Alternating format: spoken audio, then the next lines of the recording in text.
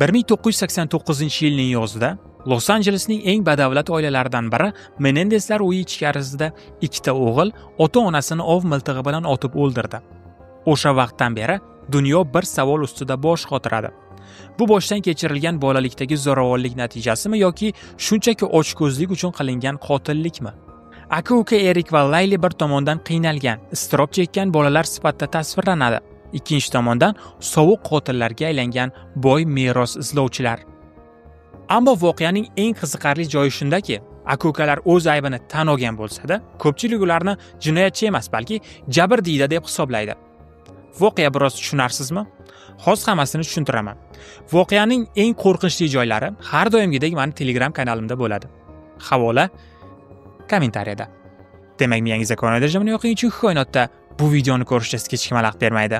Xo'sh, avvalgi odatlarimizga sodiq qolgan holda, avvalambor oilaning tarixini o'rganamiz. Ya'ni voqeadan biroz orqaga qaytamiz, chunki bu ishni to'liq tushunish uchun avvalambor oila tarixini o'rganib chiqishimiz shart. Oilaning otasi Jose Menendez Kubada tug'ilgan va o'z kuchi bilan muvaffaqiyatga erishgan inson. U Kubadagi inqilobdan keyin AQShga ko'chib kelgan. Qat'iy mehnat va intilish orqali hayotini noldan qurmoqchi bo'lgan. U dastlab idish yuvishdan boshlab, ko'ngilochar sanoatda yuqori martabali rahbarlik darajasiga yetgan. Avvaliga Jose Janubiy Illinois universitetida o'qigan va u yerda kelajakdagi rafiqasi Mary Louise Anderson bilan tanishgan. Keyinchalik u Kitty nomi bilan mashhur bo'ladi. Kitty Menendez sobiq go'zallik tanlovi ishtirokchisi bo'lgan va ular 1963-yilda turmush qurishgan. O'sha paytda ular New Yorkka ko'chib o'tishadi. Jose u yerda Queens kollejida buxgalterlik bo'yicha diplom oladi. Ularning birinchi farzandi, Layli ismi bilan tanilgan asl ismi Joseph Layli 1968-yil 10-yanvarda New Yorkda tug'ilgan. Layli tug'ilgach, Kitty o'zining o'qituvchilik ishini tashlab, oila New Jerseyga ko'chib o'tadi. Ikkinchi o'g'illari Erik esa 1970-yil 27-noyabrda Gloucester Townshipda dunyoga kelgan. Oila Hopewell Townshipda yashagan va ikki aka-uka Princeton Day School'da o'qishgan. Ular tashqaridan qaraganda mukammal, amerikaliklar orzusidagi oilaga o'xshashardi. Yaxshi martabalar, boylik, iste'dodli bolalar. Jose keyinchalik Hearst Global Holdings kompaniyasida, so'ng RCI Recordsda yuqori lavozimlarda ishlagan. 1986-yilda esa u Artisan Entertainment kompaniyasiga bosh direktor etib tayinlangach, oila Kaliforniyadagi Beverly Hillsga ko'chib o'tadi. Ularning yangi uyi ilgari Michael Jackson va Elton John kabi mashhurlar nomida bo'lgan. Bu esa ularning jamiyatdagi yuqori maqomini ko'rsatardi. Katta o'g'il Layli otasining izidan borib, biznes sohasida muvaffaqiyatli bo'lishi kutilgan edi. U Princeton universitetiga o'qishga kiradi, ammo yomon baholar tufayli akademik sinov davriga tushadi va hatto plagiat tufayli o'qishdan vaqtincha chetlashtiriladi. Erik esa o'rtacha baholar olgan bo'lsa-da, tennisda nihoyatda iqtidorli bo'lgan. U 18 yoshda butun mamlakat bo'yicha reytingga kirgan professional tennischi bo'lib ulgurgandi. Tashqi tomondan qaraganda Menendez oilasi mukammal ko'ringan, ammo aslida ichkarida hammasi butunlay boshqacha bo'lgan. Chunki Layli va Erikning so'zlariga ko'ra, ularning go'yoki mukammal bolaligi faqat niqob bo'lgan. Ular sudda aytishlaricha, otalari tomonidan doimiy jismoniy va jinsiy zo'ravonlik ostida bo'lishgan. Onalari ham bevosita bo'lmasa-da, bu narsalarni bilib turgan va ularga hech qanday yordam bermagan. Yigitlarning boshqa qarindoshlari shunday voqealarni aytgandi. Ota farzandlarining boshlarini suvga tiqib ushlab turgan, toki nafas yetishmaguncha. Qachonki bolalar qo'rqib, o'zini yo'qotayozganida, shundagina ularni qo'yib yuborgan. Jose nihoyatda zo'ravon ota sifatida tasvirlangan. O'g'illarni nafaqat o'qish va sportda majburan muvaffaqiyatga erishtirishga undagan, balki ularga jismonan va ruhiy jihatdan ham zo'ravonlik qilgan. Kitty esa nihoyatda befarq ona sifatida ta'riflangan. Himoya tomonining so'zlariga ko'ra, u bolalarga nisbatan bo'layotgan zo'ravonlikdan xabardor bo'lgan, ammo bunga qarshi hech narsa qilmagan. Suddagi guvohlar Kittyni ichkilikbozlik va ruhiy muammolar bilan kurashganini aytgan va bu onaning farzandlariga nisbatan umuman befoyda ekanini ko'rsatadi. Lekin prokurorlar oila haqida umuman boshqa narsa aytishgan. Endi esa jinoyat sodir bo'lgan kunda bir necha kun oldinga o'tamiz. Demak, qotillikdan oldin Layli va Erik o'z jinoyatini puxta rejalashtirishgan. Ular dastlab jinoyatdan foydalanmoqchi bo'lgan qurollarni sotib olishadi. 1989-yil 18-avgust kuni, ya'ni qotillikdan 2 kun oldin, aka-ukalar San-Diegodagi Big Five sport do'koniga borishadi va u yerdan ikkita 12 kalibrli miltiq sotib olishadi. Ular aynan shu do'konni tanlashadi, chunki u Beverly Hillsdan uzoqda bo'lgan. Demak, bu yerda ularni tanib qolish ehtimoli kamroq.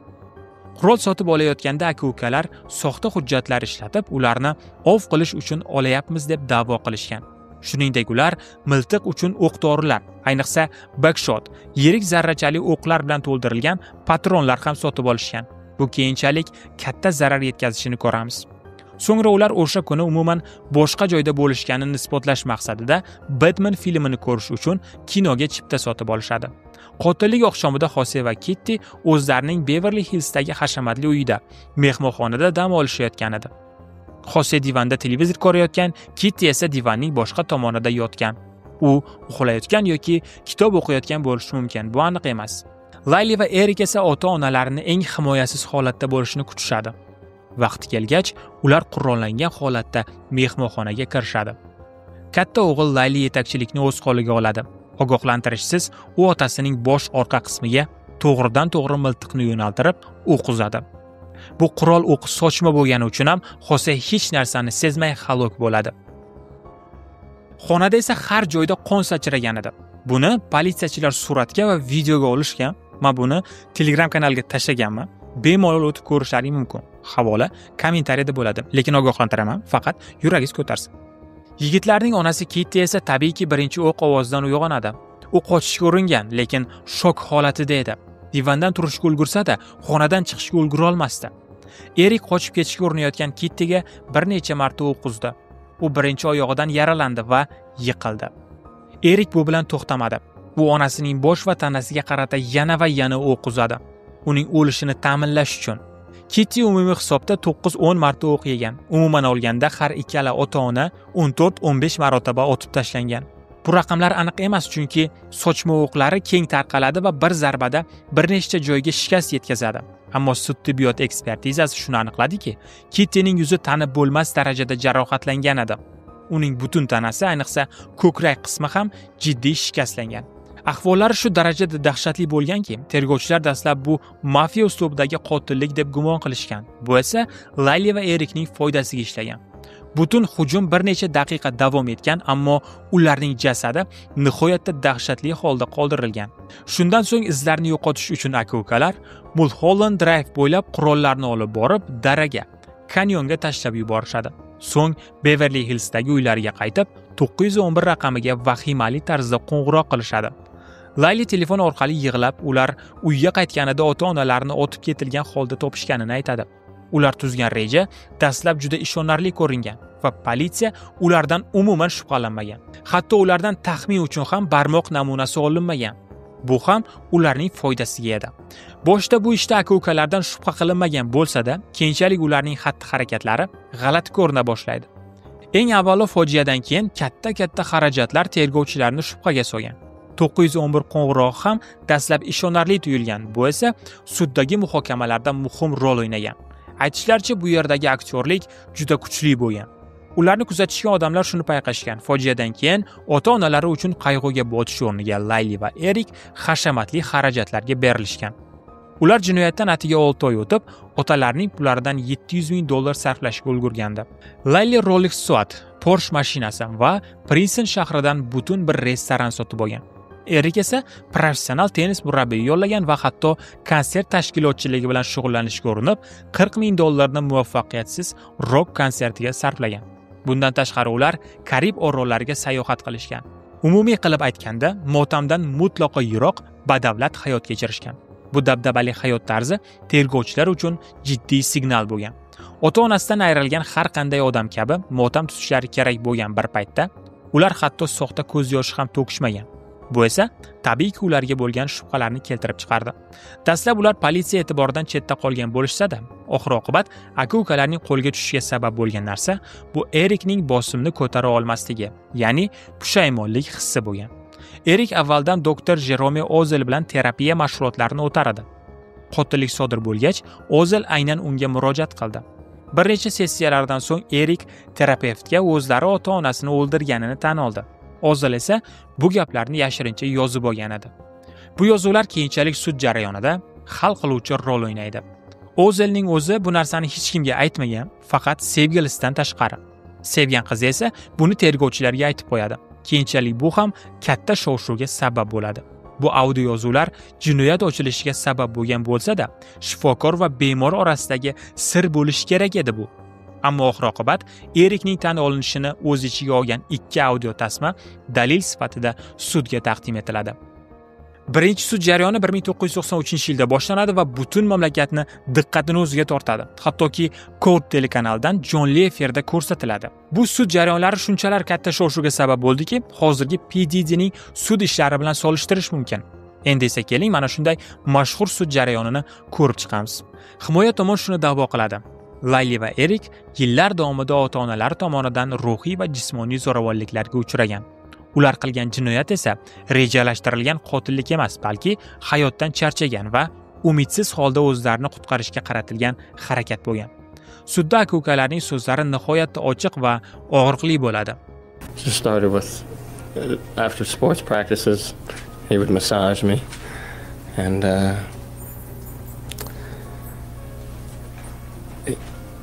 we would have these talks and he would show me and he would fondle me and he would ask me to do the same with him and I would touch him and we would undress. Bu guvohliklar Xosening bolaligidan boshlab ularga qilingan jinsiy zo'ravonligini fosh qiladi. Layli ham o'z guvohligida onasi Kitty tomonidan qilingan emotsional va jinsiy zo'ravonlik haqida gapiradi. He just kept exposing herself, picking me up at the clubs with, you know, in a robe, exposed, leaving her underwear around, calling me into the room when she knew that she was, you know, changing. Xullas yana shunga o'xshash jinsiy yaqinlik haqida bir qancha gaplarni gapirishgan. Advokat Leslie Abramson Erikni qattiq himoya qiladi va butun mamlakatda mashhurlikka erishadi. U shuni ta'kidlaydi. Bu bolalar o'z jonini saqlab qolish uchun ota-onasini o'ldirishga majbur bo'lishgan.